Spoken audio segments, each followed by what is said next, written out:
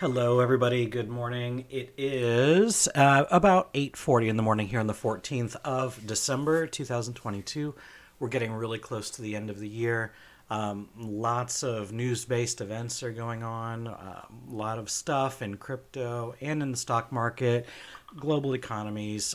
So what I'd like to do today is I'd like to take a look at Bitcoin. Before I get into this, as you all know, this is not financial advice. I'm not your financial advisor.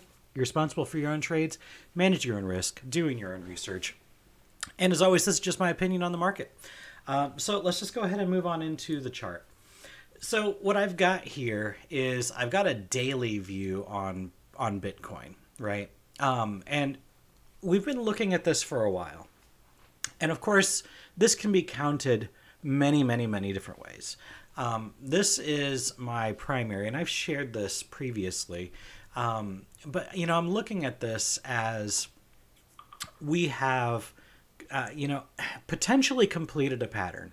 Ideally, we would go down a little bit further, but we don't necessarily have to. Just looking at this from the top, we've got a series of zigzags all the way down. From here, we have an ABC into a 1, an ABC into a 2. Of course, wave 3 is going to be bigger. We have an ABC into a 3. And then, we have a little bit of chop up here into wave 4, and, you could count this as an ABC. And then, of course, now we're finishing or have finished this wave 5. So far, we've gone up in 5 waves from the lows all the way down here. And that was all the way down below 16,000. It was about 15,500 or so. But now that we're here, there's a lot of contention in the market. A lot of people are afraid. But let's just go ahead and put all of that aside and just take a look at this from a technical perspective.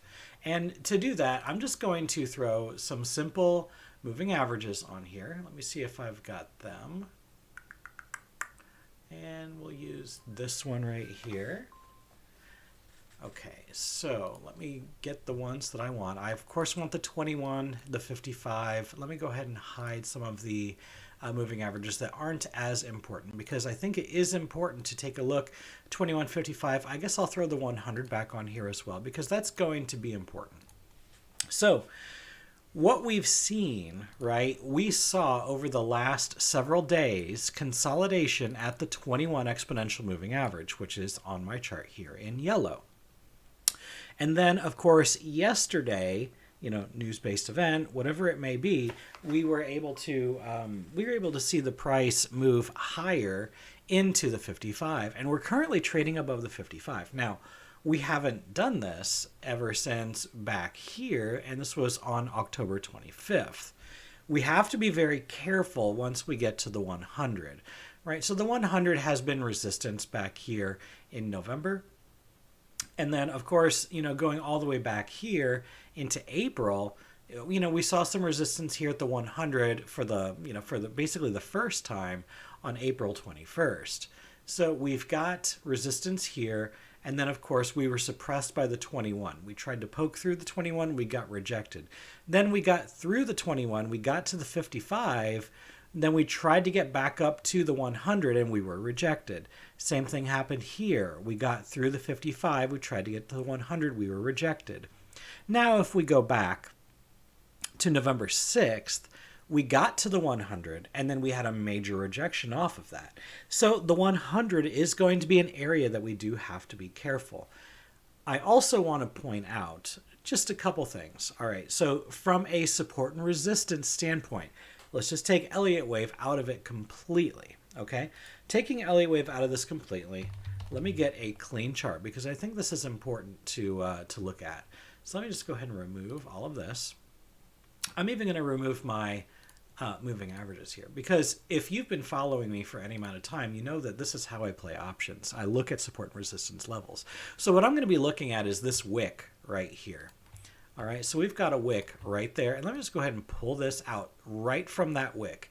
And I want to show you the importance of these two levels. All right, so first off, and these are what I would consider daily levels, right? So what did we see? We saw resistance, or rather support right here, right here, right here. We saw lots of support through here, just over and over and over. This was support. You could even consider this being support here, but this is sort of a liquidity area. And right now we're approaching, and I guess I do want to point out that area of support as well, because that's really this is what has created this. But now that we're here, well, we've seen some resistance already. We saw resistance right here, along with seeing a little bit of support right here, okay? But now that we're in this area, it's an area of, uncertainty, and we have to, play smaller as we're in this area. Certainly, I do want to push up and out of here, but I wouldn't really consider any significant positioning unless we get up above this area and then find this as support, as we have seen, many times in the past. Typically, what happens is we're going to get a push up into this, and then we're going to get a rejection. If we start to see multiple rejections here, well, when it does push through, this is going to be that much stronger, okay? But until that level breaks, again, we're entering an area where we are going to be met with resistance, and I think that's really important to understand. If you want to take a long here, you certainly can. I would put a stop loss somewhere right here around 17,250, right? Because that's, again, levels of rejection, which should be levels of support. And if it's not supported, well, then, we're going to continue falling lower, right? And that's what you need to be prepared for. But now, again, if we push up and out of here, if we get through, we'll call it 19,000, then I do think that does open the door for us to reach our next levels, which the next important level is going to be right here at 21,500. And then we're going to have another level that's going to be right here, roughly, at about 22,628. So there is reward to the upside as long as you play conservatively from where we're at right now, and you take care not to over leverage yourself, and you're able to give yourself a little bit of a little bit of leeway, because again, we're talking about a move that, a stop loss here excuse me, at about 17,250, and from where we're at right now, we're talking about a 3.3% stop. Okay, well, if you're playing with 10x leverage, well, you're now talking about a 30% stop. So just be very, very careful. Leverage is very tempting, and you really need to make sure that you're very careful with that, especially going into a week like this week, right? Obviously, yesterday was a great day for Bitcoin. Does that mean that today is going to be a great day for Bitcoin? Well, that remains to be seen, and I'm going to be cautiously optimistic. But again, I'm more focused on getting up to this 19,000 level and being able to push through it. So, what would happen if we were to break down? So this is our great scenario. This is what we want to see, right? This is where we're going to this is where we're going to have a great reward if we are able to get up here to this area, because again, this would be an area where we have lots of liquidity, and I would seriously say, if you're in any long positions, I'd probably get out of those, especially once you get to this level right here, which is again going to be at almost 25,000. Right? It is possible that if we do break through 19, that we will see 25. Give a couple weeks, maybe even a month, but again, don't get too harnessed on that either. This is our upside, right? And again, if we go back to what I was discussing previously with our Elliott wave, there is that potential that we do go a little bit lower. So let me remove some of these arrows that I've got on here just to clean things up just a little bit, because I do want to discuss the potential for downside. Now, certainly there is a trade here, and really it's a decent stop loss. We're only talking about 3.5%, and in Bitcoin terms, it's really not a whole lot. But again, that leverage is going to magnify that loss if we do happen to take it out. But now, if we take it out, where are we going to go? All right, well, what I'm going to do is I'm going to use my trend-based fib extension tool, as I always do. I'm going to take this dominant pivot high right here. I'm going to go down to this dominant pivot low right here. And then I'm going to take my pullback, which is going to be right about, well, let me just go ahead and pin it right there. All right. And I'm just going to put on my template here that I have for my 618, 100, 123.6. So we do have a valid completion of this, right?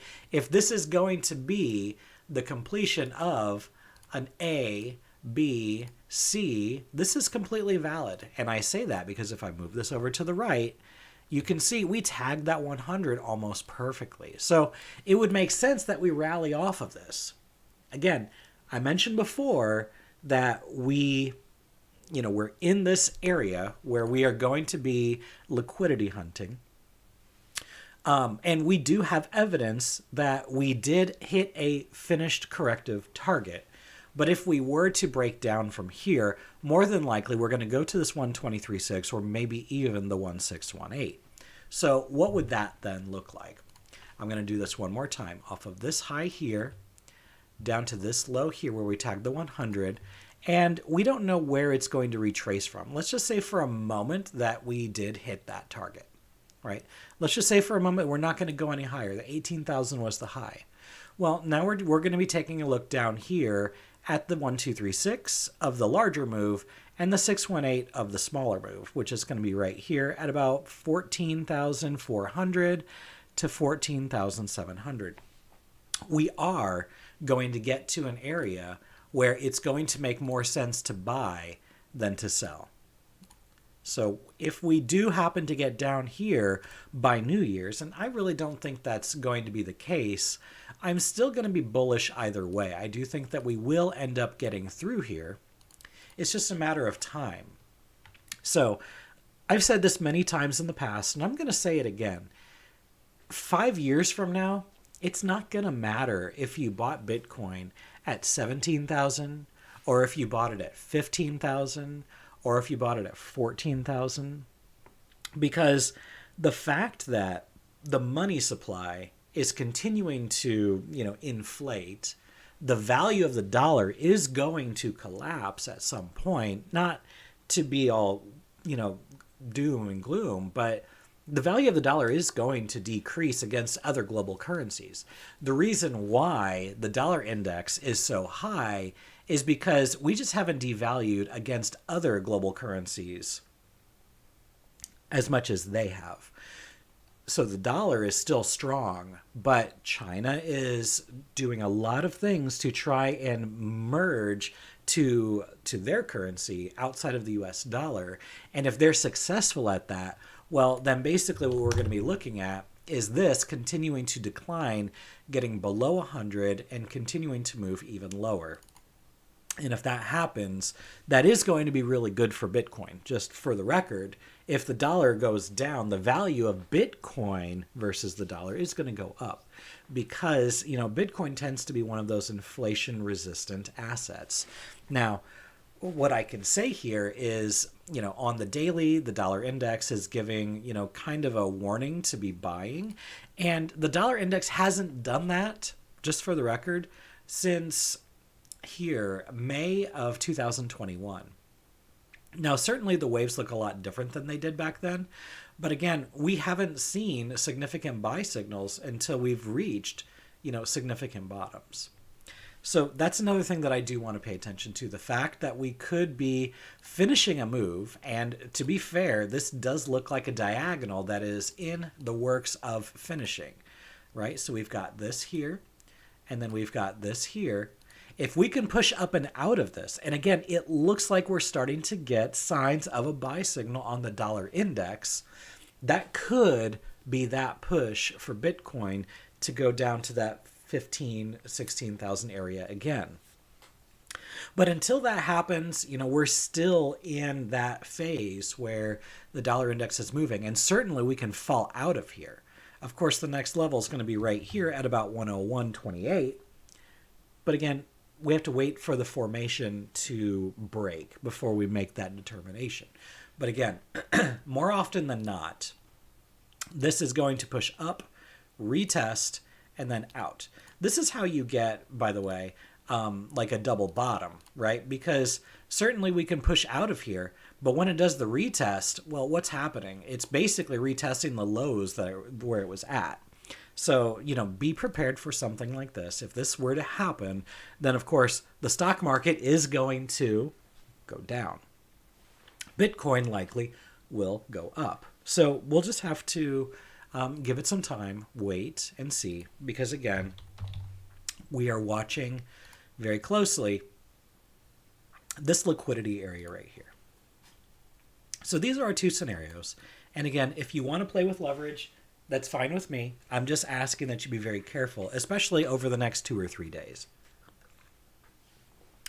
Excuse me. Okay. Well, that's what I've got for right now. These are my thoughts on Bitcoin. So, just be careful with the daily wave on Bitcoin. You can see it's all the way over here and overbought. The last time it was up here was when we were, kind of at the top. Now, I'm not saying we're at the top. We're at 17,900 right now. If we can get through 19,000, that does open the door for us to move up to 25 over time.